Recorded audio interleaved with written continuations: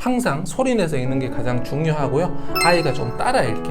우리 가족입니다. 엄마, 아빠, 나, 동생 이렇게 4명입니다. 여러분, 오랜만에 인터뷰로 찾아왔습니다. 오늘 인터뷰인은 20년간 초등교사로 계시고 그리고 유튜브 콩나물쌤으로도 활동하고 계신 전병규 선생님입니다. 그 인터뷰를 요청드렸던 계기가 바로 이 책 때문인데요. 그간 독서법이나 문해력 관련하여 공부를 하고 또 이제 책들을 많이 보고 있는데 실질적으로 집에서 엄마가 이렇게 활용할 수 있는 방법들이 좀 부족했어요. 근데 그런 내용들이 이 책에 잘 담겨 있었고 그래서 선생님께 부탁을 드려서 함께 이야기 나눠보도록 하겠습니다. 네, 선생님 안녕하세요. 네, 안녕하세요. 네, 반갑습니다. 네. 영상으로만 뵀는데 네. 그 실물이 훨씬 또 멋있으시네요. 네. 감사합니다.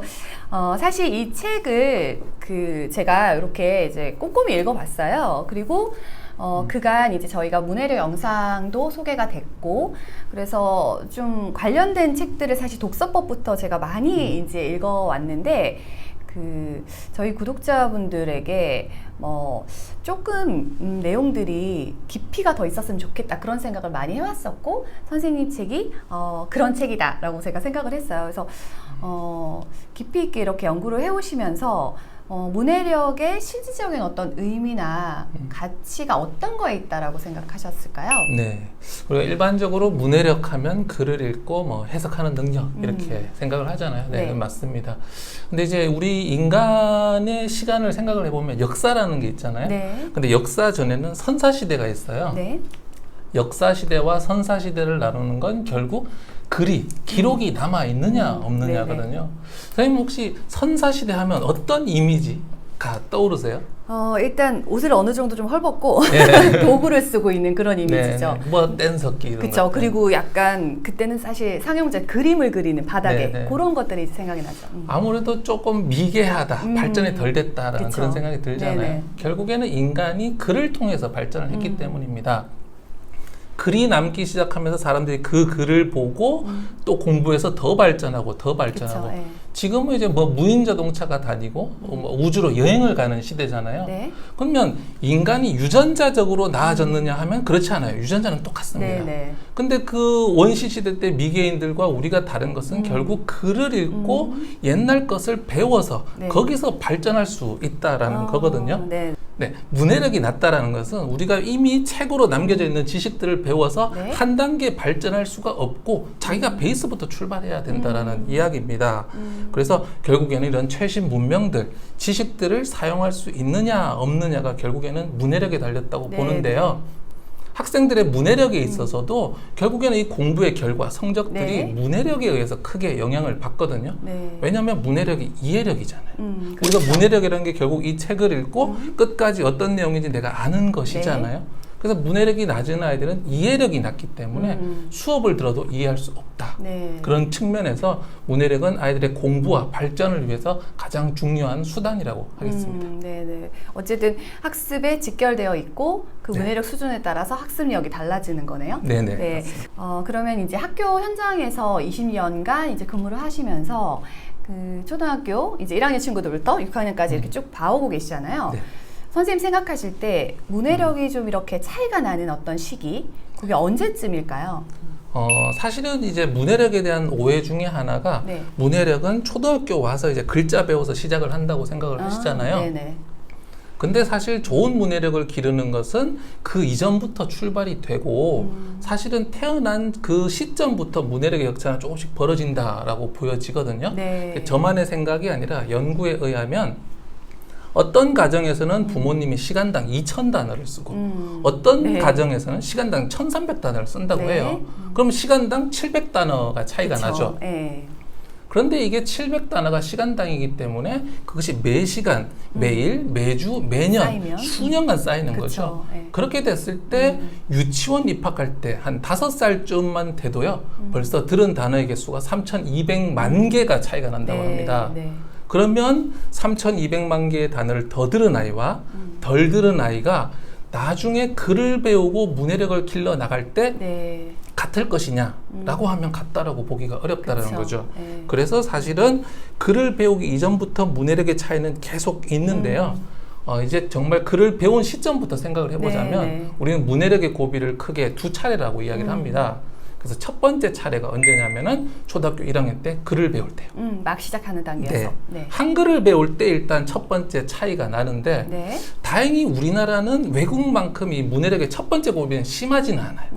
왜냐하면 세종대왕님께서 만든 한글이 너무 쉽기 때문에. 네. 그러니까 외국에는 이 파닉스 사이트워드 너무 어렵지 않아요? 네. 근데 우리나라는 상대적으로 쉽습니다. 네. 그러면 정말로 이제 차이가 나기 시작하는 시점은 언제냐면 바로 초등 3, 4학년 때 좀 큰 차이가 벌어지기 시작을 중학년 하는데요. 때. 네, 맞습니다. 왜냐하면 이제 그 이전까지와 3학년부터의 읽기에 종류가 차이가 많이 나기 때문인데요. 그 이전에는 주로 그림책 읽죠. 그쵸. 네. 그런데 이제 3학년이 되면 드디어 동화책, 네. 창작 동화책 같은 걸로 넘어가고요. 그 다음에 그 이전에는 부모님이나 선생님이 주로 읽어주는 시기예요. 그렇죠. 네. 그런데 이제 3학년부터는 스스로 좀 읽어야 하는 시기죠. 네. 또 하나는 1, 2학년 때는 이제 한글을 배우고 글을 더듬더듬 읽는 시기예요. 네. 근데 이제 3학년 시점부터 보자면 이제 내용을 네. 좀 파악을 많이 잘 해야 되는 시점이거든요.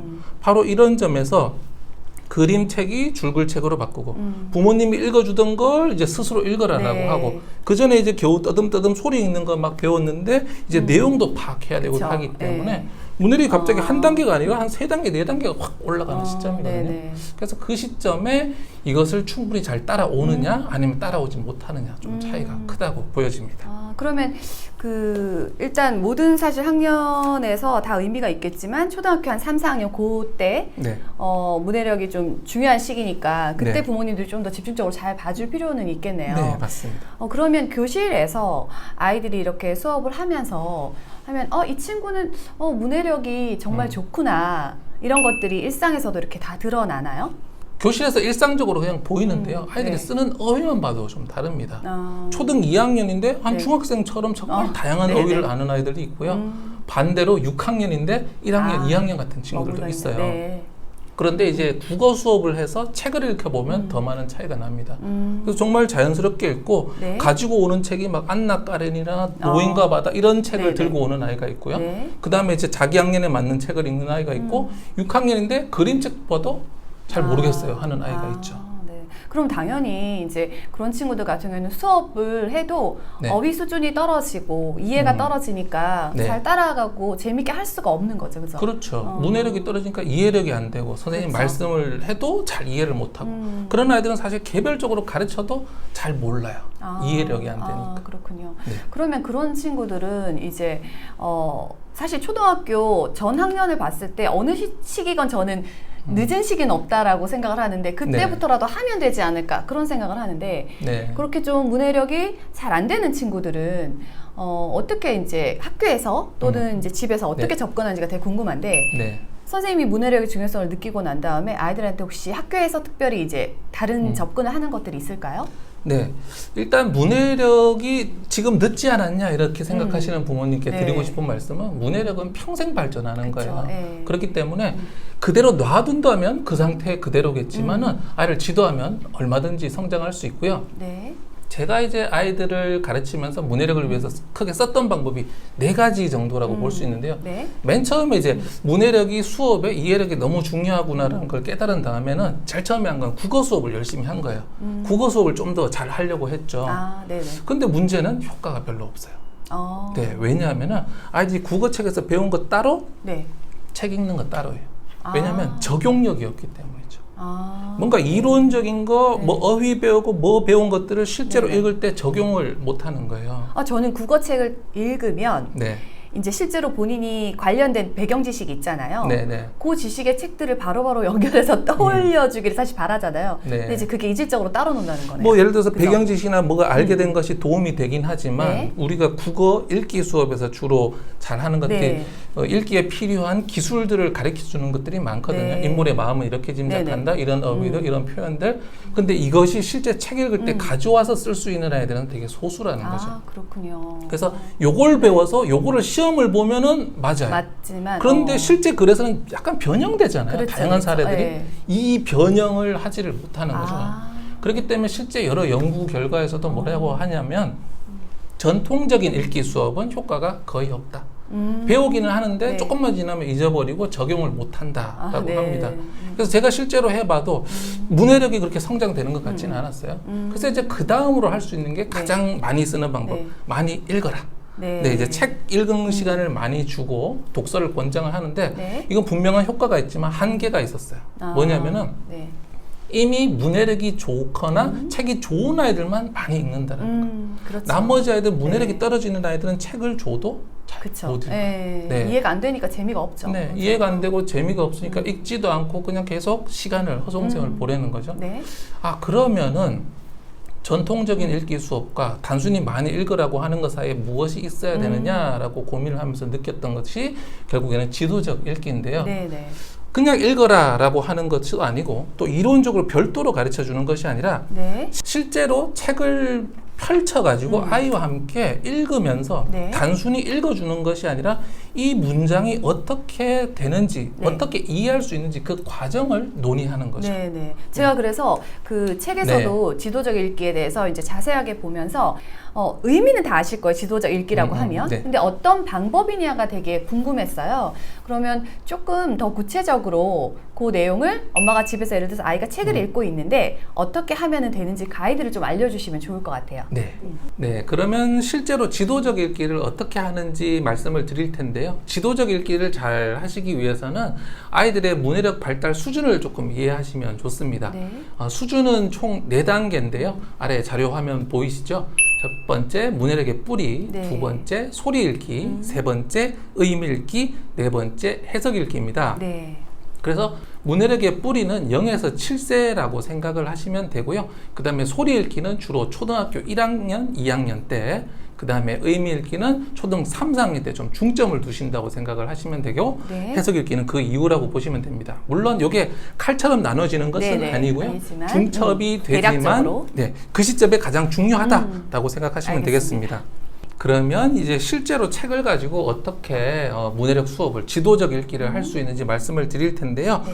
먼저 0에서 7세 문해력의 뿌리 시기에 있는 아이들에게는 네. 글자를 막 집중적으로 교육을 하는 것은 아닙니다.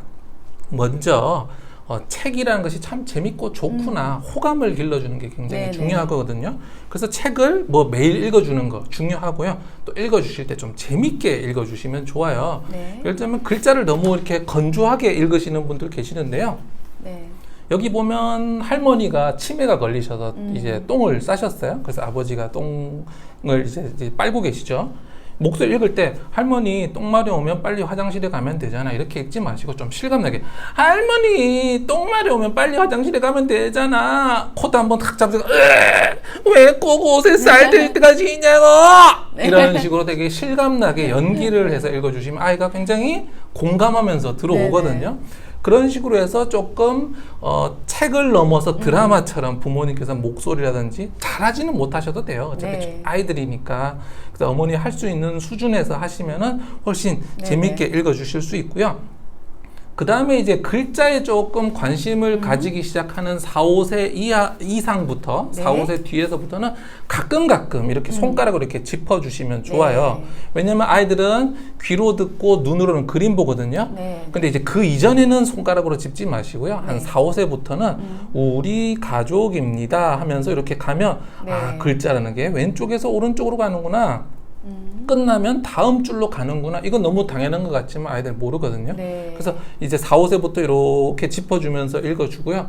또 좀 아이가 알만한 글자들 있죠. 글자 안 네네. 배웠지만 자기 이름하고 뭔가 비슷한 거. 네. 예를 들어서 아이 이름이 다정이에요. 네. 그러면 여기 5명이라고 있거든요. 오, 요거 네 이름이랑 비슷하네. 다 서시야 이것은 하면서 가끔 글자에 초점을 맞춰주시는 네. 거죠. 제가 방금 가끔이라고 말씀드렸어요. 너무 자주 하시면 안 되고요. 네. 그 다음에 이 시기에는 좀 발음을 분명하게 해주시는 게 중요해요. 왜냐하면은 아이가 이제 초등 1, 2학년 시기에 소리를 배우잖아요. 네. 근데 이 시기에 이런 글자들의 소리들 전문 용어로는 음가라고 하고요. 네. 좀 쉬운 말로 소리값이라고 하는데 티귿, 에, 기역, 시읒, 이 이런 것들 택시로 되잖아요. 이런 소리들이 아이 머릿속에 다 들어가야 됩니다.